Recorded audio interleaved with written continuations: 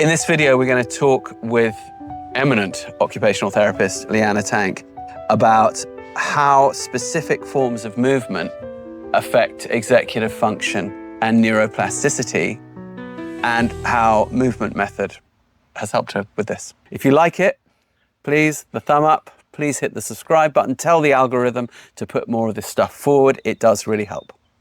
Below there's a thank you button. If you want to click on that, send us a few bucks. It helps us to make more time to make more of this stuff. So let's jump in. I'd like to introduce Leana Tank. She's an occupational therapist from Grand Rapids in Michigan, and she works with really interesting populations, including the criminally insane who have been acquitted from their crimes, some of which are quite extreme, for reasons of insanity, but can't be allowed back in society. And we're going to talk about movement method and her work as an OT and how this actually helps her in that practice and then with other populations she works with. A little bit like us when we're working on the autism spectrum with very, very severe non-verbal autistic people. That for us was the proof of the pudding with movement method, because we found that if it could work with that population, it sort of could work right across the board. And without a doubt, Leana's working with populations that would be challenging for pretty much anybody who is in this field. So welcome. And can you tell us what is your work and what are the main challenges of it? Sure. So yeah, I'm an occupational therapist, and a lot of people don't really understand what an OT is. And at its core, occupations are anything a person might want to do that's important to them, meaningful to them. At its heart, it is, what does that person want to do? What lights them up? What drives them? For some people, it's, I just need to take a shower. For some people, it's, I love riding a horse. So it's very broad. It can be anything. So it could be, for example, I've had an injury and I need to rehab the injury, not dissimilar to a physiotherapist to get functionality, but it could also be for mental health. Yes, it's very holistic. You can really work with any person in any context. And it's looking at what are the barriers to this person's participation in the things that are important to them. Whether it's the barrier is the environment, it's a physical barrier, a mental barrier, an emotional barrier, a societal, cultural, structural, community barrier. So we really look very broadly and holistically at every single angle and what can we change, modify, adapt, strengthen to help this person do the thing that they want to do. All right, so quality of life, effectively, right? How would you differ from a physiotherapist then? Is it because a physiotherapist would not also look at the mental health and sort of passionate interest side? They'd only look at the physical side. You would look at both, is that? Yeah, so a physical therapist might be looking more at just the physical structures involved, the muscles, the skeletal system, and they get really, they'll get deep into the fascia and balance and the vestibular system. They'll look at all of that, but they're not necessarily going to look at the interplay of the relationships that person has, what they love, who's their family, where do they live, and what's their community, and their mental, social. So what you're really saying, aspects. It sounds like, correct me if I'm wrong, is that if you're a good OT, you're paying as much attention to the nervous system and neuroplasticity, really, as you are to the physical stuff, but you're creating a harmony between the two. You're not neglecting one in favor of the other. And you wouldn't see them as necessarily separate. I think that's really a very Western mindset of that mind-body separation. And I think we're finding modern science and practice hasn't really caught up to it, that those things are completely intertwined. So when I was first starting to work in mental health, the idea was still very much it's all in the mind, it's all in the brain. But I was seeing all of these physical connections, movement connections, people with schizophrenia, but their posture is odd. They're moving in disconnected ways. They can't figure out how to open a box of cookies. They can't motor plan something new. And just seeing all of these very physical connections to this mental health condition really intrigued me when I first started doing this work 10 years ago. Would you say that was pretty much typical of most OTs, or are you unusual among the OTs for seeing that kind of connection? It is becoming more understood, but when I was first 10, 11 years ago getting to work in mental health, it was really hard for me to find other clinicians who were looking at all of those things and talking about them. More and more now, I'm finding those people who are talking about those things, kind of connecting the somatic therapies with the nervous system. And that's what really drew me to movement method, because anything that was talking about autism and neuropsychiatric conditions and movement as being healing was so intriguing to me, because I just didn't see a lot of other approaches integrating those things.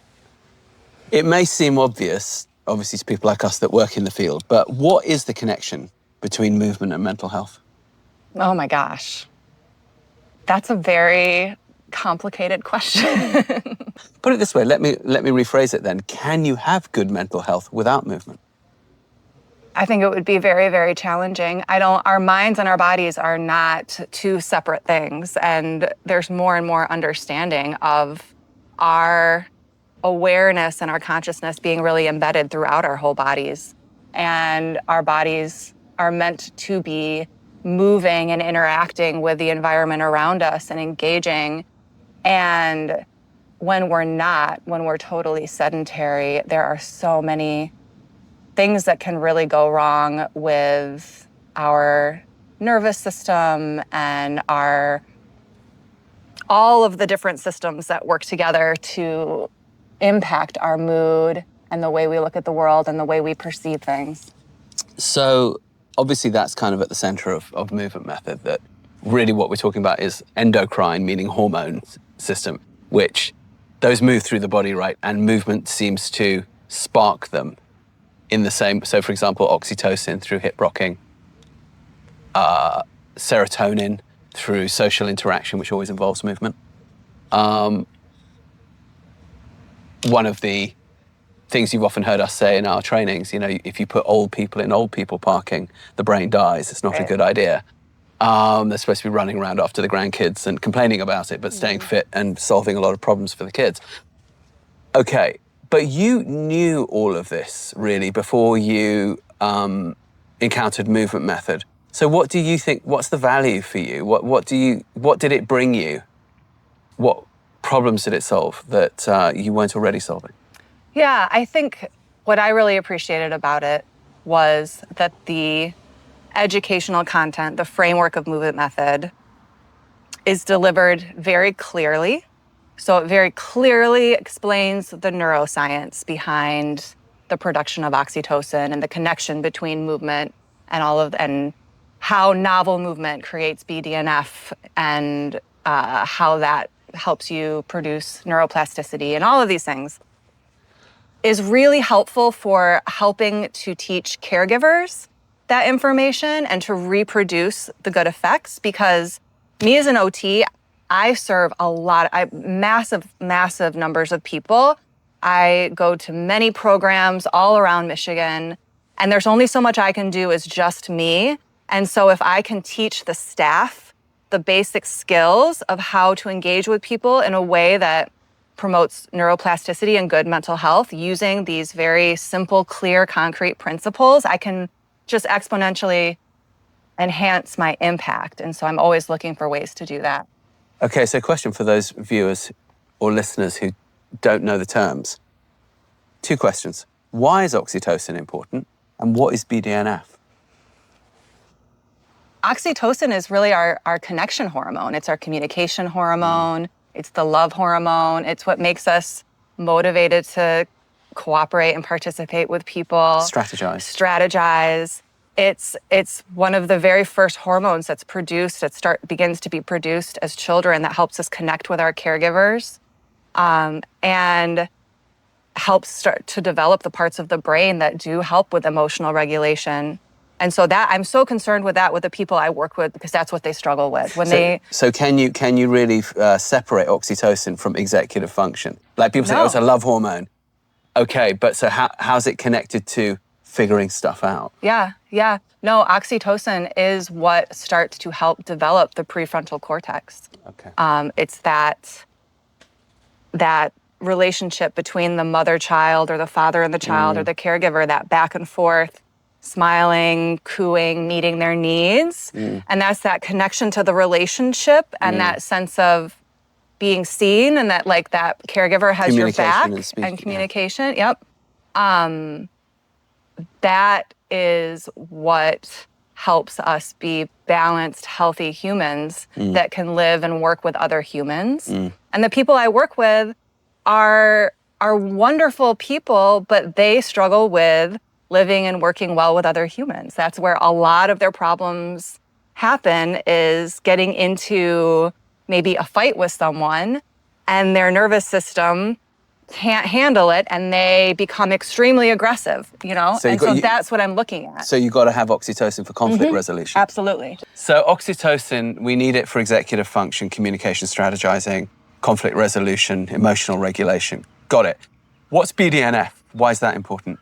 So that is the brain-derived neurotropic factor. That is a protein. And what does that mean when it's at home? Brain-derived neurotropic. What's all that malarkey then, isn't it? What's all that brain-derived neurotrophic factor in it? So it sounds like an overcomplicated name for something. Like, what is it in its simplest? It's a protein that's produced by the brain when we move and problem solve in space. Okay. And it becomes So if I walk stem across cell. these routes, will I create BDNF in my brain? Yes. Okay. That is one way. Anything where you're really moving through space and having to think about what you're doing and do and balance and coordinate will produce BDNF. And why do we want BDNF? It eventually, through the process of becoming a stem cell, which then becomes a neuron, is what helps us grow new neurons and connections in our brain. So I can grow myself a new brain, effectively. Basically. That would be useful. Basically. I think everyone who knows me can agree that that would be useful. Yeah, and it's really only relatively recently that we've realized that that we do have neuroplasticity. I can remember even in my early schooling days being under the assumption that your brain is your brain. Once you reach adulthood, there's nothing you can do. It's kind of a set, fixed thing. And now we know that that's absolutely not true. And all through, basically until we die, we can grow new brain cells, we can change our brains, we can remodel our brains. And brains are really you can become cleverer. Is that right? Maybe not in your case. There's hope for me, if I walk over enough routes. You're the exception. Okay, well, hey, there always has to be one.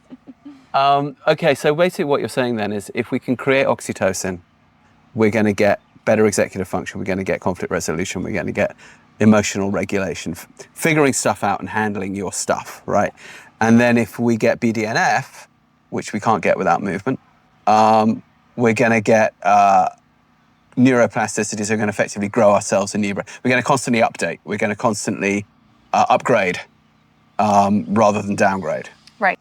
Yeah. So those are just some of the reasons why movement method has been really helpful working in mental health with adults who are still able to develop executive function, develop emotional awareness, and neuroplasticity through engaging in movement and oxytocin-producing activities. So basically how you move is important. Yeah, and that's a whole, we could talk for an hour about different ways of helping someone move that increase the connectivity even more. Yeah. Okay, I think we should talk about that. Let's talk about that. All right, well, thank you. You're welcome, thank you. That was really clear. Can we, on the next video, talk about the different ways of moving that spark the brain? Yeah. In different ways? That sounds great.